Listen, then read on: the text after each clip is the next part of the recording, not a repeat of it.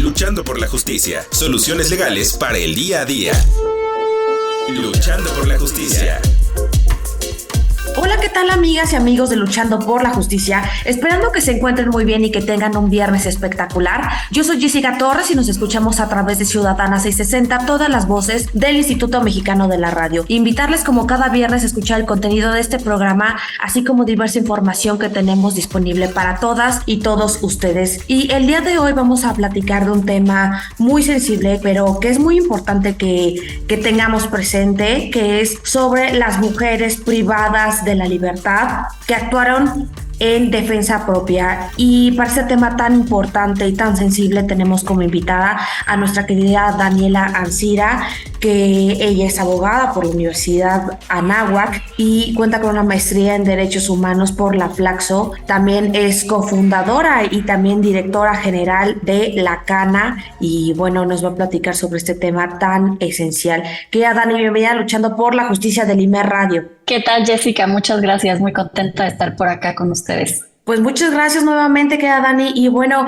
tenemos información, por ejemplo, de que la legítima defensa está prevista en el Código Penal Federal y pues realmente se define o se advierte que es para repeler una agresión real, inminente, actual y que pues realmente buscamos la protección de nuestra vida, de nuestros bienes, ya sean materiales o inmateriales, frente a la necesidad de defendernos de forma racional. Pero, ¿cuál es el escenario de las mujeres en México que se encuentran privadas de la libertad por esta defensa propia? Pues mira, Jessica, como bien comentas, existe en México esta figura de la legítima defensa, que es ante un peligro real, actual e inminente. Es decir, si peligra tu vida, tu integridad, la de tus hijos, hijas, etcétera, tú te puedes defender y es una causa de exclusión del delito, ¿no? ¿Qué pasa en la práctica? Tenemos a cientos de mujeres que están en prisión por ya sea lesionar o matar a sus agresores. ¿Por qué pasa esto? Porque en México no se juzga y no se investiga con perspectiva de género. ¿Qué quiere decir esto? La perspectiva de género es esta mirada, esta metodología de análisis que implica el mirar el contexto en el cual se desarrollaron los hechos para ver si a partir de este contexto surge alguna desigualdad o surge algún tipo de violencia. Entonces, en el caso práctico de que una mujer llega porque mató a su agresor o porque agredió a su agresor, el juez lo que tiene que tomar en cuenta es el contexto de violencia que vivió esta mujer y no nada más fijarse como en que hubo un homicidio y entonces merece cárcel, ¿no? Yo últimamente en columna del Universal he estado escribiendo sobre estos casos de mujeres que están en prisión por defender a sus agresores, porque las y los jueces no toman en cuenta la perspectiva de género, es decir, no toman en cuenta el contexto en que se desarrollaron estos hechos. Entonces, pues es lamentable que las mujeres entonces no solamente el Estado no nos protege, sino que ya ni nosotras mismas podemos protegernos porque corremos el riesgo de que pues terminemos en prisión durante décadas, como es el caso de muchas mujeres que están en la cárcel. Oye, Dani, y ahorita que hablas de esta importancia de juzgar con perspectiva de género, además de que me gustaría que nos expliques qué se debe de entender en juzgar con perspectiva de género, pues también me hiciste reflexionar porque tengo entendido que la Corte y en general todo el Poder Judicial a nivel federal y a nivel local tienen esta obligación de juzgar con perspectiva de género y que incluso no viene no solamente en manuales, sino también en la Constitución y que también tratados internacionales dice que se debe de tener presente este tema de género, ¿no? Sí. Pero ¿qué es juzgar con perspectiva de género, querida Dani? Y también que nos expliques qué retos adviertes respecto del Poder Judicial, las y los juzgadores, que pues evidentemente tienen a muchas mujeres en prisión por no adoptar este criterio. Así es, como bien dices, Jessica, el juzgar con perspectiva de género es una obligación del Estado mexicano, es una obligación que surge de un tratado internacional que se llama la CEDAW, que es la Convención para eliminar todas las formas de discriminación contra las mujeres, pero también a nivel local, el Estado mexicano, y en particular la Suprema Corte, ya ha establecido varios criterios y jurisprudencias donde establece la obligación de juzgar con perspectiva de género, y es una obligación que la autoridad debe hacer de oficio. Es decir, aunque la parte no se lo solicite.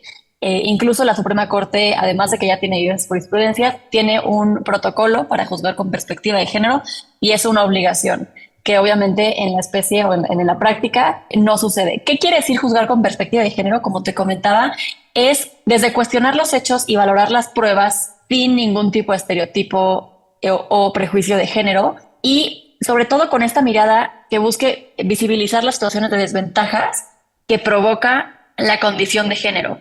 Entonces, es, como te comentaba, el estudiar un caso con todo el contexto, ¿no? ¿Cuántas veces no llega una mujer? Por ejemplo, tengo yo ahorita un caso de una chava que desde que llegó al Ministerio Público dice, yo sufrí violencia por parte de mi pareja durante años y ni siquiera se toma en cuenta esto al momento de sentenciar, ¿no? El juzgar con perspectiva de género implicaría que el juez o la persona juzgadora ordenara las pruebas necesarias para acreditar si efectivamente esa mujer sufrió violencia por parte de su pareja y entonces tomar en cuenta esa violencia para entender por qué la mujer cometió ese delito, ya sea de lesiones o de homicidio. ¿Sí me explico? Lo que pasa también mucho al momento de juzgar, que no se hace con perspectiva de género, es, por ejemplo, la legítima defensa te habla de un peligro real, actual e inminente. O sea, en ese momento tienes que tú estar sufriendo un peligro de que te están apuntando con un cuchillo, con una pistola, etcétera. Pero ¿qué pasa con las mujeres, Jessica, que llevan años siendo víctimas de violencia y que quizás en ese segundo no estaban siendo víctimas, pero ante el miedo de que el esposo llegara en la noche borracho y les vaya a pegar, como es de costumbre les pasaba siempre, lo matan? Entonces, lo que dicen los jueces es que en ese momento no estabas en un peligro, ¿no? No te estaban haciendo nada. Sí, pero yo llevo 10 años en que todos los días me pegan, me violan, abusan de mí. El otro caso que también es común es el exceso en la legítima defensa. No sé si recuerdas el caso de Roxana Ruiz hace unos meses en el Estado de México, que al final el Estado se acabó desistiendo de la acción penal. Pero lo que pasó con ella es que Roxana mató a su agresor. Me parece que dio un golpe en la cabeza, el agresor cae muerto, Roxana no sabía si estaba muerto, desmayado, inconsciente, etcétera. Entonces lo que hace es, pues lo termina de matar y mutila el cuerpo para asegurarse de que pues esta persona no vaya a despertar. Y también tengo otro caso de una mujer que igual un golpe en la cabeza, lo mata, el hombre cae muerto y ella ante el miedo de que despertara le pone una bolsa en la cabeza como para asfixiarlo y que asegurarse que no vaya a despertar. Y lo que le dice el juez es que en los peritajes sale que la persona murió del golpe en la cabeza y que ya no era necesario asfixiarlo, que eso ya fue un exceso en la legítima defensa. ¿Sí me explico? Entonces, aquí lo que tienen que tomar en cuenta las y los jueces es el contexto, ¿no? Esta mujer le puso esa bolsa en la cabeza porque estaba apanicada. Ella no es perito, ella no sabe, y mucho menos en un momento de tanto estrés, de tanto miedo, si la persona efectivamente está muerta o solo está inconsciente.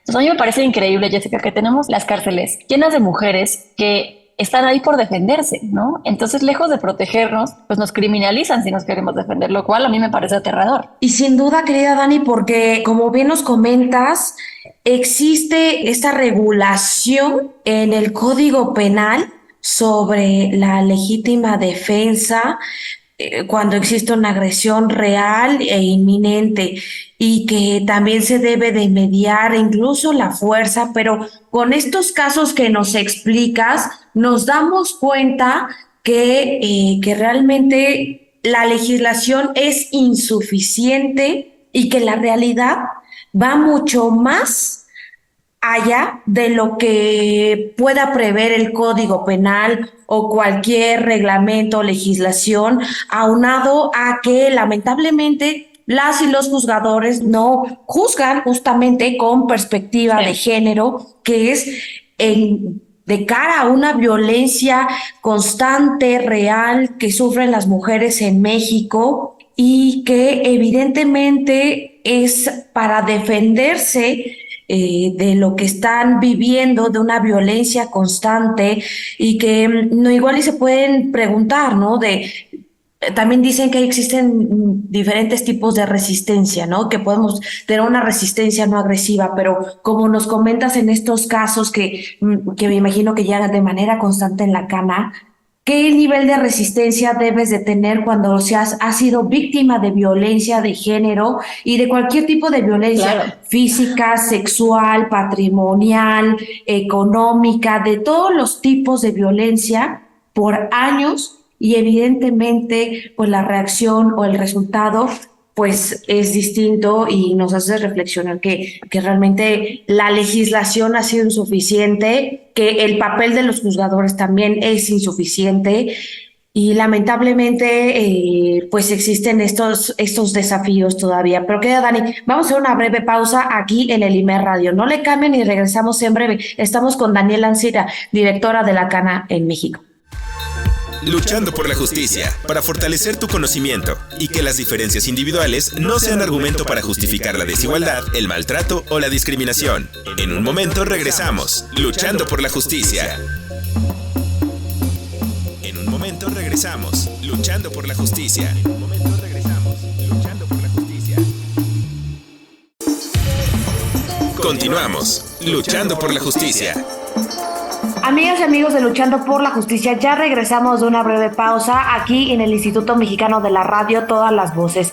Invitarles nuevamente a escuchar el contenido de este programa, así como diversa información que tenemos disponible para todas y todos ustedes. Y como platicábamos en esta primera parte del programa, estamos con Daniela Ancira, es cofundadora y directora general de la CANA, y estamos platicando sobre las mujeres privadas de la libertad por defensa propia. Dani, ya estamos de vuelta, y ¿qué opinión te merece respecto de nuestro último punto abordado sobre estos manuales o estos retos todavía que existe para juzgar con perspectiva de género por parte de las y los juzgadores? Yo te diría, Jessica, que es una mezcla entre que quizás la legislación no es suficiente, pero también el desconocimiento de aplicar la perspectiva de género en este tipo de casos. A mí me parece, como te comentaba, increíble que lleguen casos como Roxana Ruiz o cualquier mujer que esté en prisión claramente por defenderse, y que no se tome en cuenta el contexto, ¿no? O que también luego les dicen, es que ¿por qué no denunciaste antes? ¿No? Como si en este país denunciar fuera lo más fácil del mundo, o como si también me parece en legítima defensa, cuando estamos viendo que una mujer quiere salvar su vida, ¿no? Es como si las personas juzgadoras nos dicen, es que sí te puedes defender, pero no tanto. Entonces, ¿quién nos dice cómo nos podemos defendernos? Si está en peligro tu vida, lo que yo pensaría es que vas a hacer todo lo posible para salvarte, ¿no? Entonces no vas a estar pensando, es que mejor nada más le voy a pegar poquito para que sea proporcional mi defensa y entonces no me castiguen. Claro que no, en ese momento tú haces lo que puedes por salvar tu vida, y creo que eso debe ser suficiente, más aún en el contexto terrible de violencia que vivimos las mujeres en este país. Y ahorita que nos platicas de este punto de qué tanto es defenderse con una proporcionalidad, o claro, salirnos de este contexto que no es el cara a cara con la realidad en el día a día de las mujeres que son víctimas de violencia, ¿qué retos o qué legislación, hay iniciativas, cambios que se planteen a nivel de ley, o seguimos con estas mismas deficiencias, Dani? Afortunadamente, Jessica, sí existen iniciativas en el Congreso local de la Ciudad de México, a menos que yo tenga conocimiento, no sé si en otros estados, donde lo que se busca es reformar el Código Penal, en particular el artículo 83 del Código Penal de la Ciudad de México, que es el que habla de legítima defensa, justo para que no se considere exceso en legítima defensa en los casos de mujeres víctimas de violencia, justo cuando al repelar una agresión se encuentran en estado de confusión, miedo o terror que afecte su capacidad para determinar el límite proporcional de su defensa. Es decir, no se considera exceso en legítima defensa una mujer que se está defendiendo porque sufre violencia, ¿ok? Ahora, también algo que yo celebro mucho que pasó recientemente en el estado de Baja California fue la ley Alina, justo ante el caso de Alina, esta mujer que también terminó en prisión por defenderse de su agresor. Se hicieron una serie de reformas que denominaron la ley Alina, también en este sentido, ¿no? Para que no se considere exceso en legítima defensa cuando una mujer se esté defendiendo. Y creo que no lo debería ni siquiera decir la ley, pero porque debería de ser un tema de sentido común y además de obligación de juzgar con perspectiva de género, pero celebro que existan estas iniciativas para que sea aún más claro para las personas juzgadoras de que se tiene que tomar en cuenta el contexto. O sea, no pueden nada más las y los jueces sentenciar desde detrás de un escritorio sin mirar las pruebas o sin ordenar las pruebas necesarias, porque, como te decía, la obligación de juzgar con perspectiva de género implica no solamente valorar las pruebas existentes, sino si existen indicios de violencia, se tienen que ordenar las pruebas necesarias para que se acredite esta violencia, ¿no? Que la persona dijo ser víctima. Entonces, yo celebro que existen ese tipo de iniciativas porque la ley tiene que ser aún más clara de que de nada sirve, además, Jessica, que tengamos la cárcel llenos de víctimas, de mujeres que a su vez eran víctimas. La cárcel debe ser para las personas que cometieron un delito y que son un riesgo para la sociedad y que deben entonces reinsertarse a la sociedad. Las mujeres como Roxana, como Alina, como muchas otras que están hoy en prisión, ¿de qué nos sirve tenerlas ahí cuando ellas son víctimas, no? Entonces, nada estamos resolviendo por metiendo a estas mujeres a la cárcel. Es urgente que las personas juzgadoras conozcan la ley, conozcan los tratados internacionales de los que el Estado mexicano sea parte y sobre todo lo apliquen, porque de nada sirve que tengamos iniciativas como la que te acabo de comentar en el Congreso local o que exista la ley Alina o que exista la Convención para eliminar todas las formas de discriminación contra la mujer o la Ley General de Acceso a las Mujeres a una Vida Libre de Violencia, porque leyes hay, pero de nada sirve si las personas juzgadoras la desconocen y no la aplican, ¿no? Entonces, estos casos son muy importantes visibilizarlos y sí, desde luego celebro que existen estas iniciativas, pero creo que lo más importante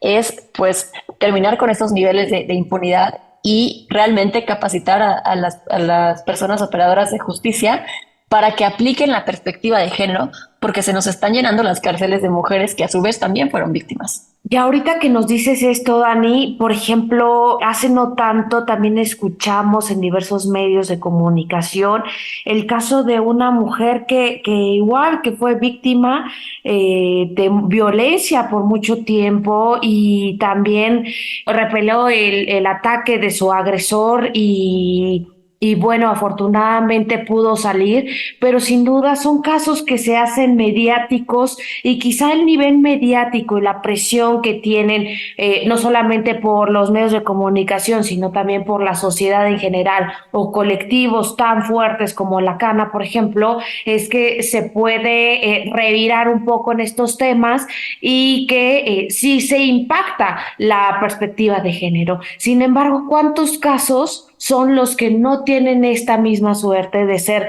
mediáticos, de ser visibles, de conocerlos y que la perspectiva de género, si bien ya tiene algunos años adoptándose por parte de los operadores jurídicos, pues realmente tenemos un sistema judicial todavía arcaico, una policía de investigación, un ministerio público, fiscalías todavía con serios retos, con serios retrasos, desafíos importantes que se han arraigado a la estructura de la impartición, de la investigación y justamente para poder acceder a la justicia en este país, pues presenta un desafío muy complejo.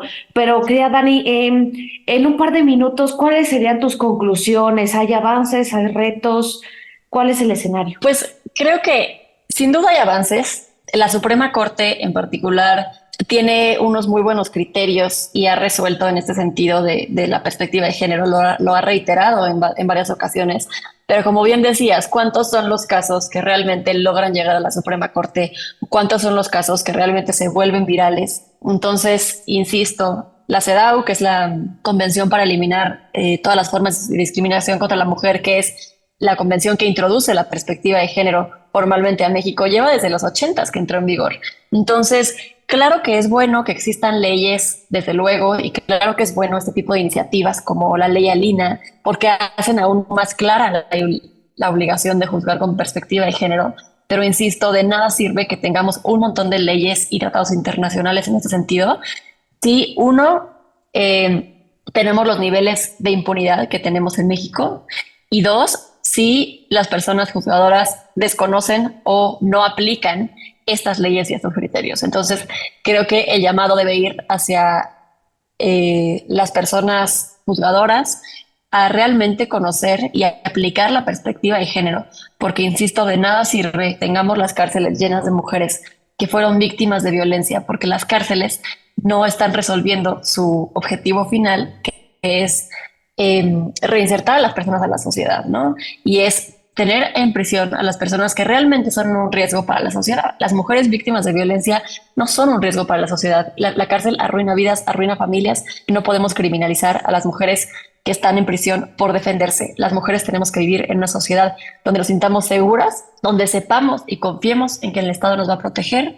y donde confiemos que si desafortunadamente un día estamos en una situación así, no vamos a terminar en prisión por salvar nuestras vidas. Entonces, creo que es un llamado urgente a las autoridades para aplicar esta perspectiva de género para que las víctimas no terminen en prisión. Y ahorita comentas un punto bien importante, Dani, en este llamado que nos invitas a la reflexión, que lamentablemente la prisión en México no es sinónimo de reinserción social. Me parece que es completamente lo opuesto y que este llamado que haces para todas las autoridades del Estado mexicano es más que oportuno.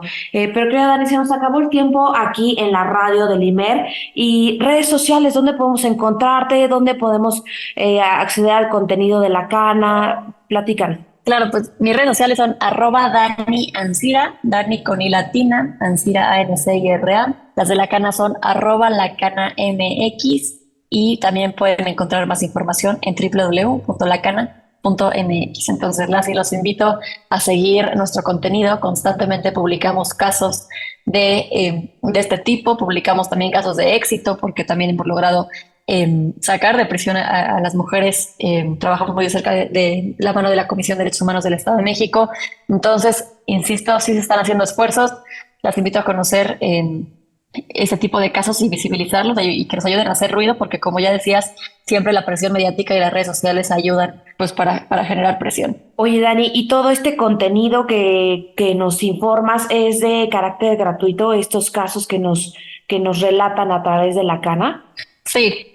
Totalmente gratis visibilizar estos casos, porque también solemos pensar la cárcel, como bien decías, como sinónimo de justicia, y no es así. En la Cana buscamos visibilizar realmente lo que pasa en las cárceles y desde luego cambiar esta forma de entender la justicia en nuestro país. Bueno, pues ahí tenemos toda la información. Yo quiero agradecerte, querida Daniela Ancira, que hayas colaborado para el IMER para visibilizar este tema, hacer conciencia sobre el escenario de las mujeres privadas de la libertad por defensa propia. Yo soy Jessica Torres y nos escuchamos el siguiente viernes a través de Ciudadana 660, todas las voces. Que tengan un extraordinario fin de semana. Adiós. Muchas gracias, Dani. Gracias, Jessica. Cápsula de la semana. Cápsula de la semana. Cada 15 de octubre se conmemora el Día Internacional de las Mujeres Rurales, para reconocer la función y contribución de las mujeres rurales e indígenas en el desarrollo agrícola y rural, la mejora de la seguridad alimentaria y la erradicación de la pobreza, así como reconocer la pluralidad de identidades de las mujeres que habitan y construyen diariamente el medio rural en las distintas regiones del planeta. Esto fue Luchando por la Justicia. Promueve el pensamiento de respeto a los derechos humanos. Luchando por la Justicia.